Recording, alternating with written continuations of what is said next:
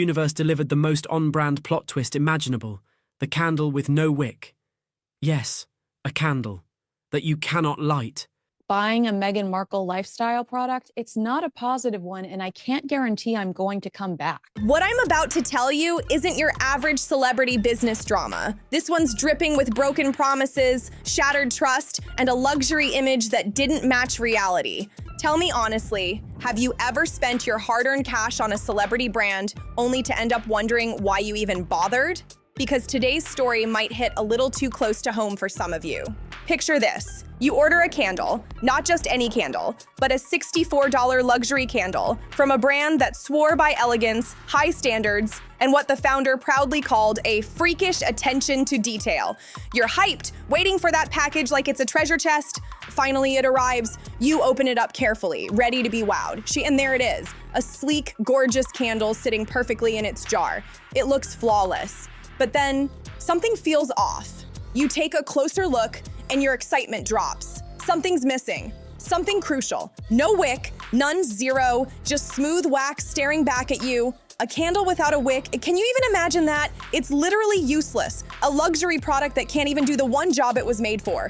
A candle that can't burn. You'd probably assume this was just a random slip-up, right? Maybe a one-time factory glitch that somehow dodged quality control? If only that were true. But here's the kicker. It wasn't. Multiple customers across different batches got the exact same wickless candle.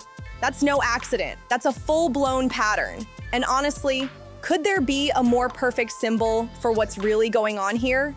A candle meant to bring light, instead bringing nothing but pure disappointment. Because what we're actually looking at is the dramatic fall of American Riviera Orchard, the lifestyle brand that was supposed to mark Meghan Markle's grand entrance into the world of high-end consumer goods.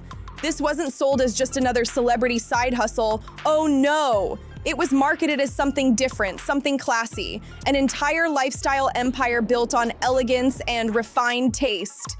The kind of brand that would blend right into the marble countertops and designer kitchens of people who pride themselves on sophistication and exclusivity. And the prices? They screamed ambition. $64 for a single candle, $36 for a jar of spread, and get this, $19 for a tiny pot of jam so small you'd swear it came from a hotel breakfast tray. These weren't numbers aimed at your average shopper, not at all. These prices were speaking in hushed tones to the elite, whispering luxury, exclusivity, and status. You weren't just buying jam, you were buying status, a whole vibe, a lifestyle dripping with exclusivity and that promise of being part of something rare and special. And remember that line Meghan herself used? Freakish attention to detail? Yeah, those were her exact words. Keep them in mind because everything that came next turned that claim into something spectacularly ironic. When the products first hit the market, the rollout looked flawless. Headlines exploded across the internet. Sold out in an hour, every outlet repeating the same story. The brand was celebrated like it had just pulled off a luxury miracle.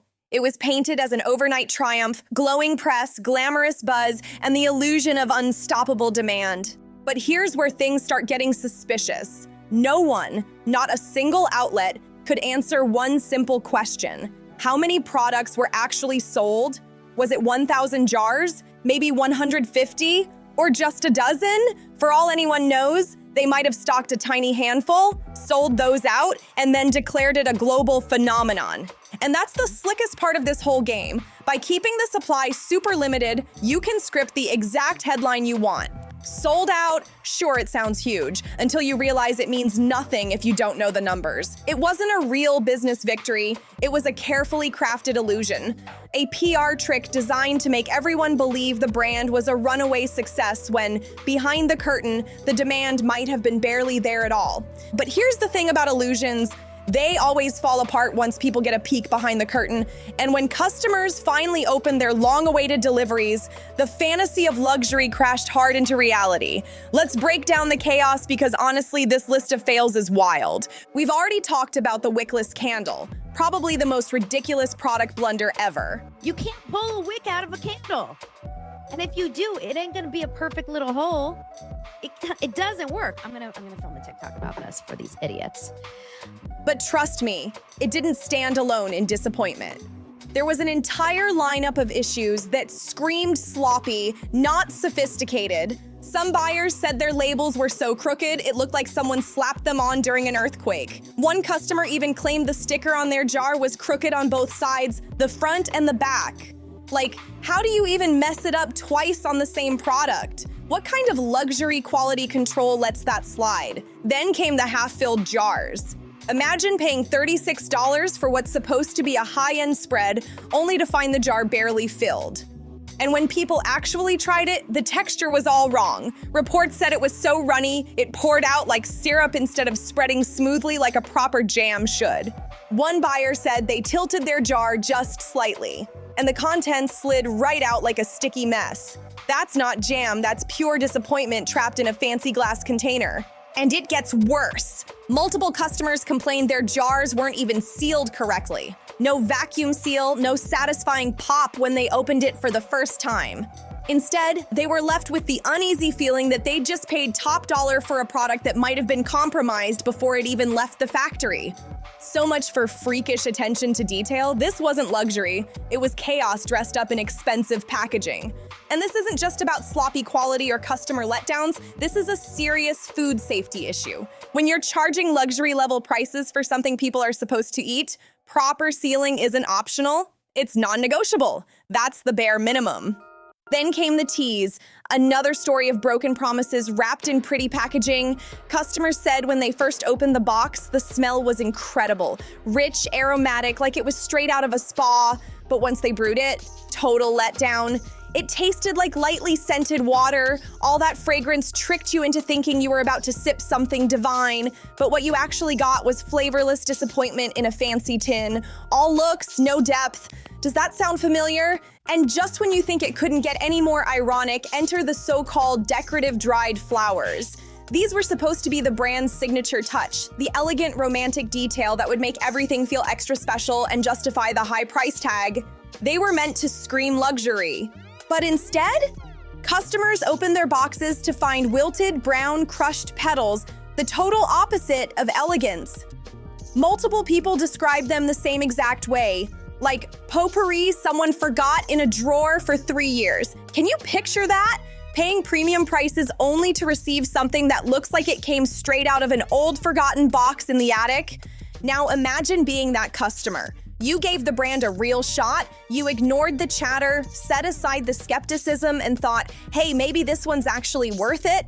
But when you finally get your order, what's waiting for you? Crushed flowers, flavorless tea, and unsealed jars. That's not luxury, that's heartbreak in high-end packaging. You've handed over your hard-earned cash, believing that luxury price equals luxury quality. The package finally shows up. You're excited, still holding on to hope. You open it up, expecting something refined, and what do you find? Crooked labels, jam so runny it could pass for syrup, tea that smells heavenly but tastes like warm flavored air, and flowers that look like they've been dead since the last royal wedding. How is that luxury? That's not premium.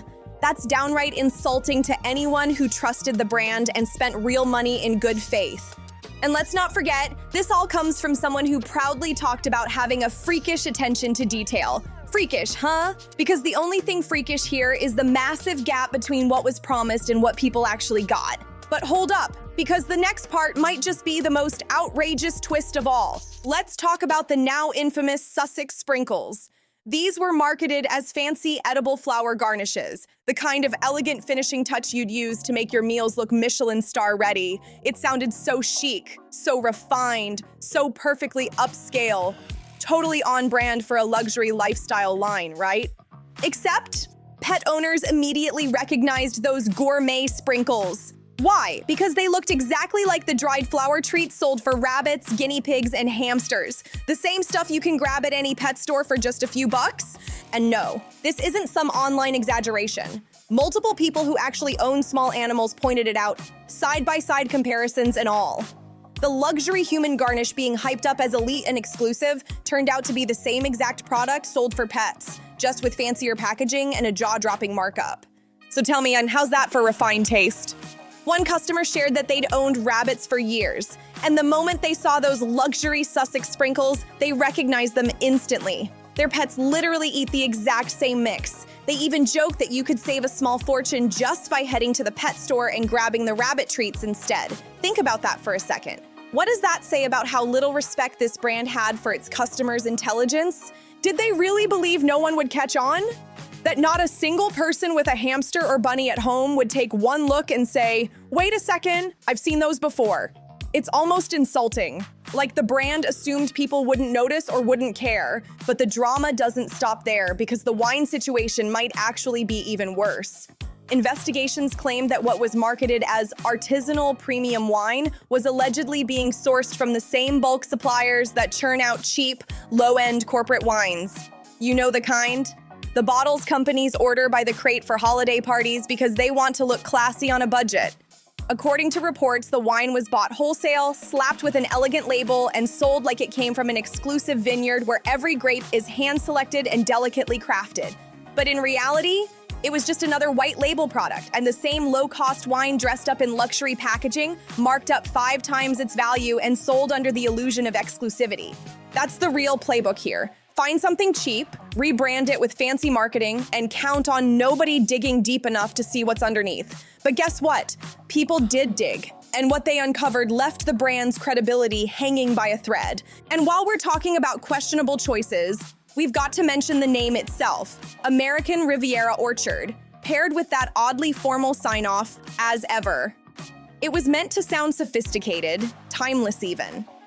But now, after everything that's come out, it just feels like another layer of branding wrapped around a whole lot of broken promises. Do you know the real meaning behind those words, "as ever"? Do you know who gave that phrase its emotional weight? It wasn't just some random sign-off dreamed up for branding. It was Princess Diana's personal farewell. That's right.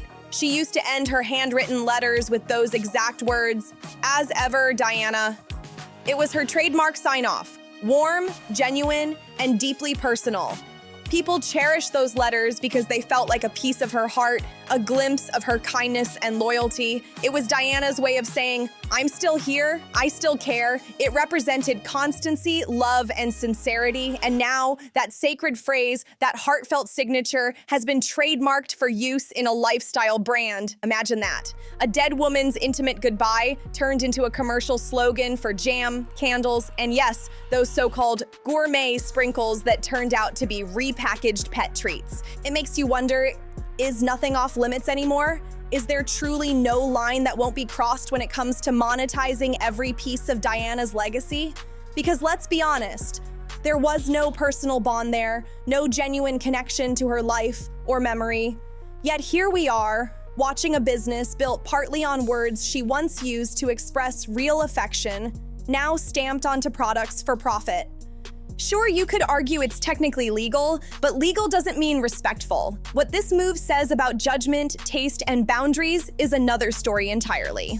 Turning something as heartfelt as Diana's personal sign-off into a marketing tool doesn't feel like homage, as it feels hollow.